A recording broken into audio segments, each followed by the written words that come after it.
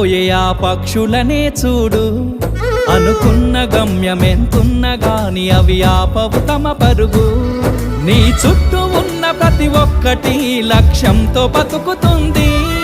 అది పట్టే వరకు గురి పెట్టునురా తమ శక్తి పెట్టుబడిని.